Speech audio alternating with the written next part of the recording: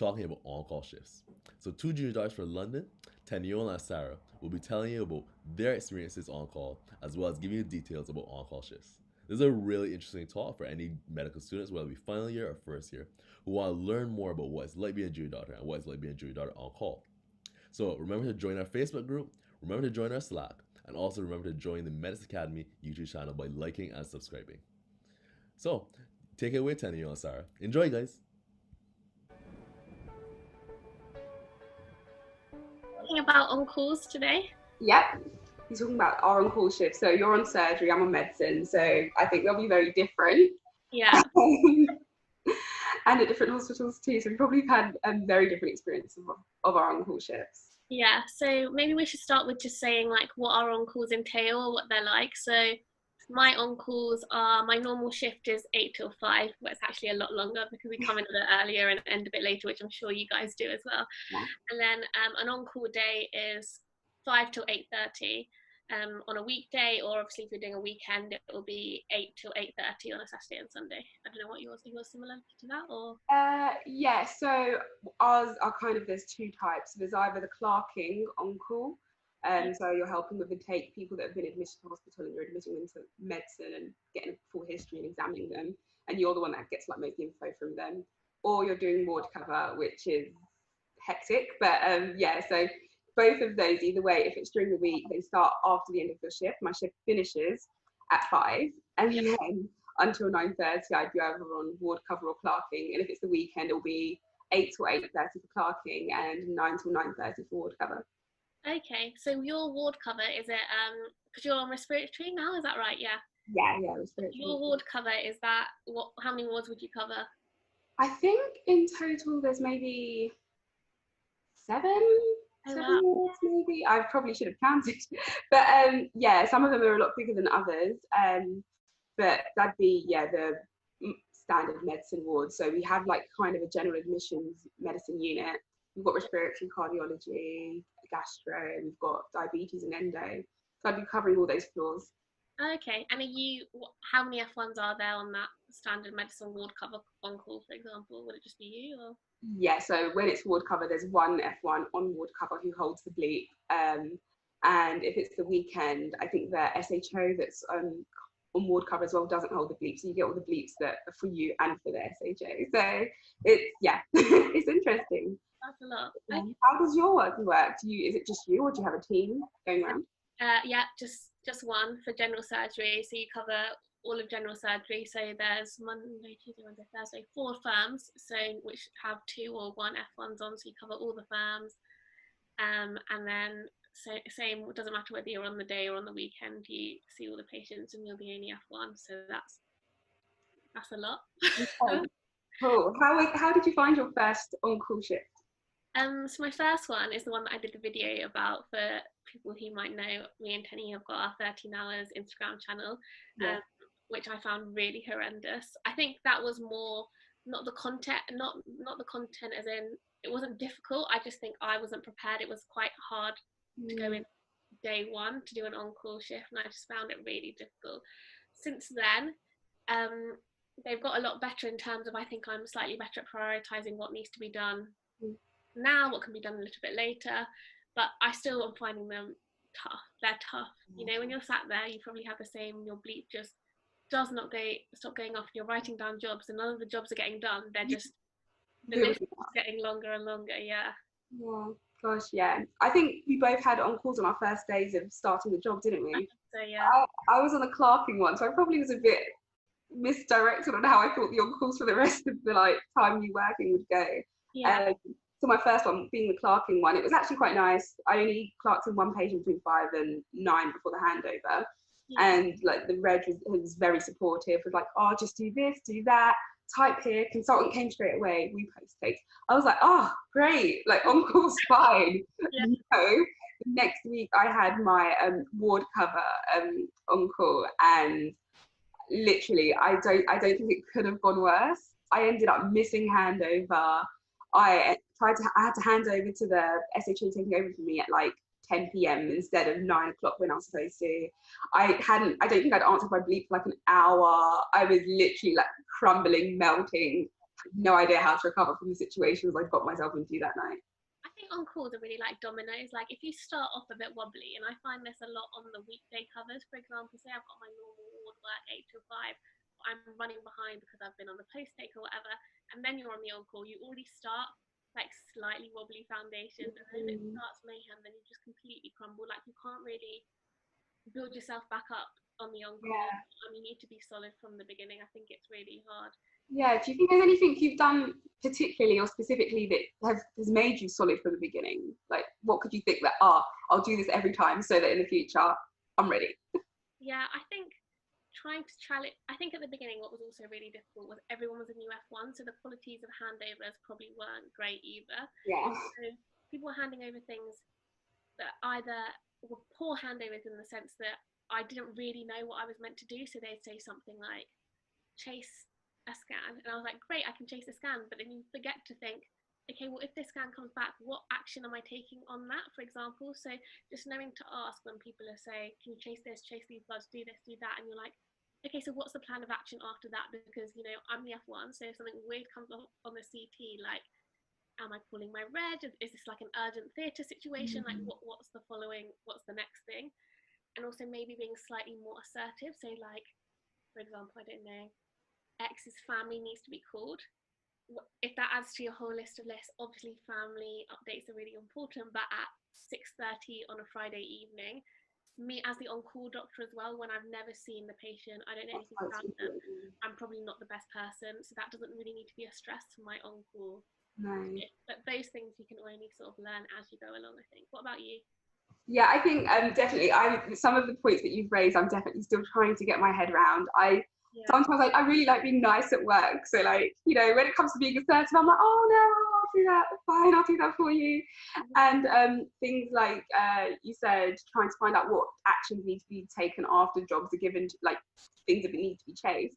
I literally forget. I'm like, okay, fine, I've written down this, and that, and then it comes to it, and I get the result. I'm like, okay. Yeah, I think it's really annoying because then if I have to then hand it over to someone else when my shift finishes, they're like to me, so what do you want me to do? And I'm like, stupid, it's really silly. But when you do get your head around it, I think then you kind of will be a lot more slick. Like, yeah, I'm hoping that I remember next time. But the things I think I personally have found that I need to do before I like start my bit of on call is make sure I have my sheet of paper and literally divide it into the necessary sections. So literally like wards extension number, patient's info, why patients come in. Then we can have the jobs, probably a little column about what to do after. And then finally, if there's anything that needs to be handed over, that's really important for me. Another thing, which is, I don't know, hit and miss, but having coloured pens, I found really helpful. I found that helpful too. Like, there's different things of being like, scans can be in one colour, for example. This is just stuff that I've noticed on the day-to-day job as well. Helps you prioritise it a little bit better. So, for example, I didn't realise how important discharge was until I really started the job, like how you need to get the discharge stuff done maybe quite early on in the job, and I didn't really think of that as a priority. I was like, it's a discharge summary, like it'll get done when it gets done. And then you realise actually there's transport or this or that and so many things depending on it. So, and then you can put like all the important things in your red pen and then the less slightly important things and then tick them off green to make yourself feel better when they're all done. I love literally colouring in those boxes, like done, done, done, done. That's really good. How have you found things, I don't know, emotionally in terms of on-calls? I think, I'm not sure how it is on medicine. I think with surgery, luckily on my on-call, so the weekend I was really dreading because you do a ward round of every single surgical patient, which I just was dreading it because a ward that normally has, I think 6 or 7 F1s was now 1, and I just couldn't get my head around how I'm going to do the job of 7 F1s. Like, how does that work? But it was actually fine. The consultant was really nice.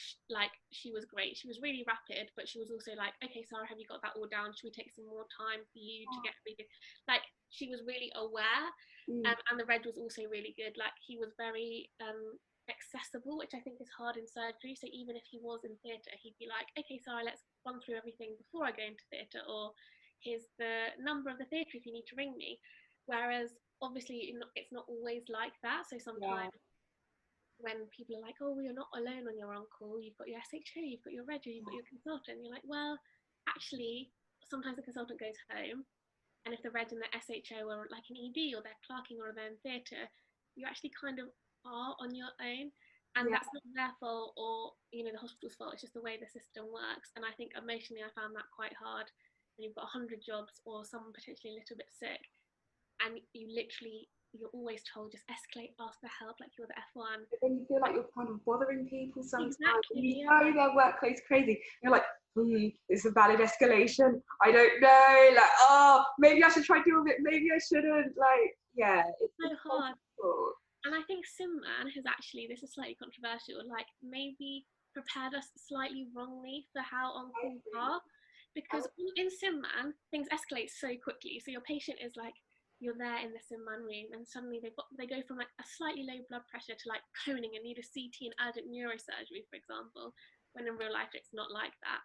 And in Simman they expect you to manage everything on your own, and you only call like the med reg right at the end when you're Whereas in practice, people get an ECG, they're not really sure about it, even if it's like AF, and they'll ring for help straight away. So I think I've gone in like, oh, I'm not sure if I should ask for help because like I don't really know. And then you ring the reg and they're like, oh, of course, like this is what you should do. And you're like, oh, right, okay. I had one time where I think everyone was getting ready to go to lunch. On Sundays, we have like pizza lunches. Oh. Like, yeah, it's really nice.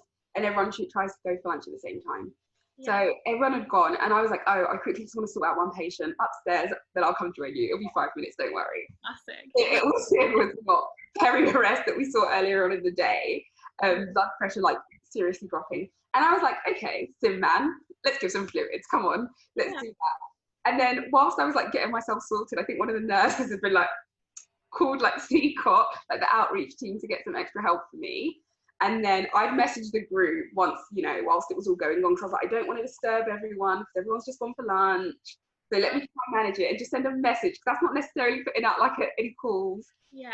Okay, so the reg comes, and then so does the SHO, and they're like, yeah, you should have escalated that one, maybe put out a peri-arrest call. I was like, oh, I mean, their blood pressure came up. I helped. Man, they're like, right, put fluids up, do this, and you do it all on your own. And I think that's why. And I think because everyone is so busy, there's a real fear when you're on the on-call of bothering people.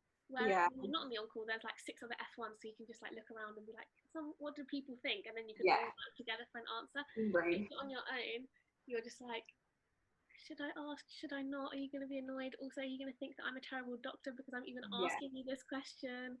And it's a lot. I think I've had quite a few times where I've got back and I'm like, oh my gosh, I'm such a terrible doctor. And I think you've been aware of times where I've just been like, like what is going on? But yeah, I think the senior support really makes or breaks those on-call shifts. I've had times where I have had to try and escalate to a reg, and you can just hear they're like, oh, right, just do this. And you're just kind of like, okay, I don't want to call you again because I'm scared that, do you know what I mean, I'm just bothering you. Whereas you get others that are like, oh my gosh, yeah, no, fine, I'll come back and check that later, do this, do that. Are you okay? It literally makes all the difference. It makes such a difference. The weekend that I just had, the reg was so lovely, so approachable. Like, yep, Sara, cool, should we do a CBD for that? And I was like, oh my gosh, like this, like, so let's check, are you happy? Like, kept checking in. When there are others, and obviously it is also workload dependent if they're really busy, and you ask them a question, they're like, yep, and you're like, oh, right, okay, I'll just go to hide now. But yeah, on calls, I think they're definitely the trickiest part of starting work, like 100%. Yeah, I think we've definitely, like, it is the deep end. We get thrown into the deep end really quickly. Yeah. I think for us as well, probably, we're both working in similar areas as well. The like pace of work compared to where we went to university is rapid. Like, I know people have always said surgery is rapid, but I feel like working in South London hospitals, which I think both of ours are quite like stereotypical what you'd expect from a South London hospital as well. People told me what it could be like, and I guess like where we went to uni, where we even had our interim, the areas were a lot wealthier, and you can really see the contrast in the hospitals. And you can see the contrast in the demographics of patients, you can see the contrast in the way that hospital operates, organisation systems, and it's different. It's a real steep learning curve. But yeah, I think it's an opportunity to definitely learn a lot whilst we're there. That's the only thing I keep saying. I'm like, I'm learning a lot. What tips would you give to maybe the brand new F1 whose first shift is an on-call like ours, to prepare themselves, maybe for the final year students who are, you know, probably some of them are quite behind on clinical skills anyway because of all this COVID stuff, what they can do to optimize the placement that they have left. Yeah. Being prepared for the on-call, what advice would you give? I think one thing that was actually quite useful for me is I did something called the ratting shift. I think you and that's where we had the opportunity anyway from up through our medical school to spend times on the weekends or evenings working in the hospital in A&E and helping out with things like bloods, cannulas, like all the jobs that like maybe don't get done as quick when all the doctors are busy in A&E. And I think that's really helpful, just trying to get good at things like bloods and cannulas, because those are some of the things you do get into about. And if you're quick and like slick at them, then you kind of get the rest of your jobs done quickly as well. Yeah.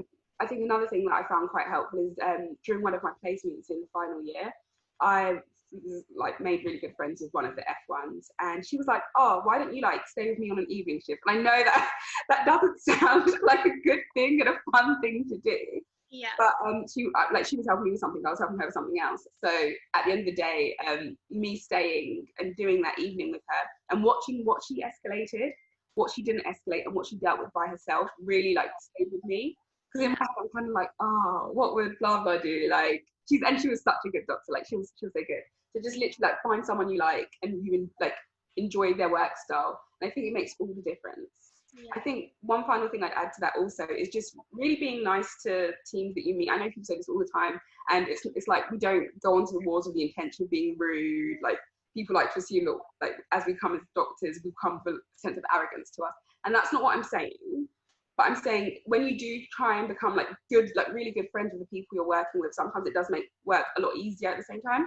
Yeah. So I have certain wards that I go to, and they're like, "Oh, you're back! Like, let me help you with this. Let me help you with that." And yeah, it makes all the difference. I think just finding, and I learned that from watching one of the F2s whilst on interim in Kingston. So I guess it's just definitely a thing of finding doctors that you enjoy their work style, enjoy the way they interact with other doctors. Enjoy the way they interact with other staff members and how they get things done, and kind of just observing very carefully how they work. Yeah, I think I echo basically exactly the same thing. I was going to say bloods and cannulas. So I think we were quite lucky from where we went to uni, that we had quite a lot of hands-on experience quite early on. Yeah. And obviously, coming to a London hospital, I'm surrounded by a lot of F1s who were trained in London, and maybe he didn't have as much experience. So things like bloods and cannulas, I mean, they throw everyone off. Everyone's had that patient who really needs a cannula and you can't get one in, and it's just a nightmare. But I would say if you're at one of those med schools that maybe you haven't had as much exposure to now in your final year, really try, because the bleeps that you're going to be getting on call are, "We couldn't get this blood, can you help?" And often these are nurses who are really experienced people. Like, they do all the cannulas, they do all the bloods, and then you're the first port of call as their escalation, probably, and they are 100% better at you. Sometimes I go and I'm just like, well, if you guys have tried, I'm not going to get it, and it is just a fluke or a luck or a bit of confidence or someone else's eye. But try and practice those kind of things is something I would say. And like you said, at the beginning of your shift, for example, if you've got a blood and you don't get it, it really sort of throws you for the rest of the thing. Yeah, like, that's true. And again, similarly to what you would say about sort of emulating what people around you that you like do. So, like, I spent a bit of time thinking that this one reg who I think is so great, like, why do I think he's so great?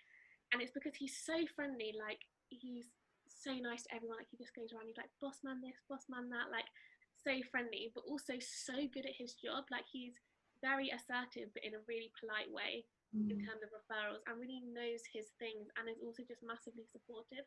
And I think if you're kind to people and people see that you're working hard, they're more inclined to help you. So if you've got a manic on call and you run onto the ward and say, "I need to do a blood," if you're friendly with the nurse and they're friends with you, they're like, "Do you want me to do that one for you?" Yes. Yes, please. I would love if you could do that. If you're the doctor who's swanning around and thinking you're better than everyone else, then they're not going to help you. So it's just remembering tiny things like that, I think. And also just remembering the first on call is going to be awful. I don't know anyone who's had their first on call and been like, "Yeah, it was a read." Come out glowing. No, I literally like broke out as soon as I came. I think we both cried. Multiple times. But yeah, cool. Okay. I don't Let me know if I have any more questions. Do you have anything else? I don't think I've got anything more to add about on-calls. I think, you know. Yeah. Oh, actually, one final one. What kind of jobs are you actually getting called to do? I know it's bloods and cannulas definitely on there, but in surgery, is there anything else specific? A lot of prescription reviews. So a lot of pain relief. So this person's just come out of like an operation, they're in pain, like what would you give? And at the beginning, I think those decisions, you're like, it's huge. Like even prescribing paracetamol, you sit there for ages and you check the BNF, even though you know the dose, and you're there and you check all their comorbidities and their drugs, and it's just such a simple decision. But as it comes on, then you just know what's given, and you know what you just observe what other people do, and you just follow that. Yeah. A lot of fluids. A lot of this person's in my mouth. They haven't been prescribed any fluids. That kind of a lot of just keeping people going is mainly the thing. I've been told all our sole job is to keep people alive until they can be seen by the day team. That's the thing. And a lot of things you don't want to make some massive rapid difference. So I remember Rati when I had a really good experience in our interim of a bleep exercise. So we basically, some of the F1s there ran us a bleep thing. And one of the things they told us was that you don't need to be making these huge massive changes overnight. For example, like fluid balance, which is one that you get bleeped all the time about in surgery, like I think they're depleted, I think they need fluids and stuff. Like often, if nothing major is going wrong, obviously if they've got heart failure or whatever, they're not producing any urine, then you need to. But a lot of the time you can just keep them going on what was already going. So like if they're on 8 hourly bag, just keep them going, and you don't need to be coming in heroically in the middle of the night and just doing these huge things. Because we're not the experts anyway, and we don't know the patient, so just keep them ticking along until people who know them come and can sort it out. 100%, yeah. I think, yeah, mine's quite similar. I think I do less. I mean, I still do quite a lot of fluid prescribing and pain meds. But yeah, I think it's definitely quite similar in terms of jobs. I think a lot of things are like just review patients and make sure they're still okay, still alive. And a lot of the times my plans are continue. So as long as nothing drastic is happening with people, my plan usually stays the same. Yeah, I think like my last sort of piece of advice would be just remember the basics. So like when we know the basics, like I might not know some niche things about how to treat this particular surgical problem, but essentially on call, like we said, the things are just keeping people going. So for example, I got called to this patient who was like classic sim man septic, and you just do what you know you should do. Like what's the exam answer? Like you take blood cultures, you dip their urine, you do things like that. And often by the time all that's done and you've started them on some antibiotics, it's handover anyway. Like these things take a while to go and assess the patient, this and that. So just remember the basics. You don't need to be going in and doing anything massively heroic, but you just need to know how to do the basics well, I think. Yeah, I think definitely getting good at doing the basics well whilst you're in final year. I know it is difficult not having that extra bit of patient contact, but I think one thing, if you're in a hospital that doesn't have F1s organising this bleep teaching that we had, maybe just dropping a word. I'm sure someone will be very keen to like get involved in hosting that for med students. Yeah. And that will just maybe get you used to like what it's like to hold a bleep, which I found and also like very useful before ever being on call. Yeah, so I've had some med students with us this last week, and I gave one of mine my bleep, and I was like, I'll be here. Like I was with her the entire time. Obviously, if it bleeps, like you just pass the phone over to me. But just having it and like getting used to that buzz and like just even knowing like what button to press and how do you ring back, and just talking to the person on the phone. I would just suggest if you're a med student, things like that. Like don't worry about knowing every respiratory condition or every surgical problem under the sun. Because as F1s, I don't know about you, I feel like we're not doing that much medicine. We're just doing a lot of keeping people alive and admin. I'm very good at admin. Yeah, admin, exactly. So just, I don't know, ask to hold the bleep if you can, just even for like an hour with your F1 there, obviously, just to get used to it, because things like that, when your bleep is just constantly going off, is really quite emotionally stressful when you just... Like now, even when I'm out and I hear anything beep, I'm like, who, is that me? No, okay, I'm not at work. Yeah. I think also just group chats are the best. Yes. I have 2 other docs that I'm always on call with, and we've got a little group chat. If anyone's struggling, we're like, help, please. That's the thing, yeah. I have always always one girl or one boy I'm always doing my on-calls with. And there was one time there was a patient that and he was covering sort of urology and orthopedics, and there was nothing really going on. And I messaged him like, "Can you come see this patient with me?" And he was like, "Sure." And it just is nice just having another person with you. So be aware of who's on your on call, especially F1s, and just if you can't get a blood, maybe see if they can try and just help each other out, because you're going to need them at some point. You'll be like besties by the end of it anyway, so it's always good. Anything else to add, do you think? Or I think that's it. I think that's on calls so far. Yeah, obviously we haven't done that many, but I think that's a good starting point for your first on calls. Thank you so much, Teniola and Sara. I feel like I learned a lot. I hope you guys did too. And remember to be here at the same time next week for the third installment of S-Dots with Eamon, going live with Obstetrician. It'll be really informative, really fun, and I'm looking forward to it. So remember to keep up to date with our content by joining our S-Dots Facebook group, join our S-Dots Slack chat, as well as liking and subscribing to the Meds Academy YouTube channel. See you guys later.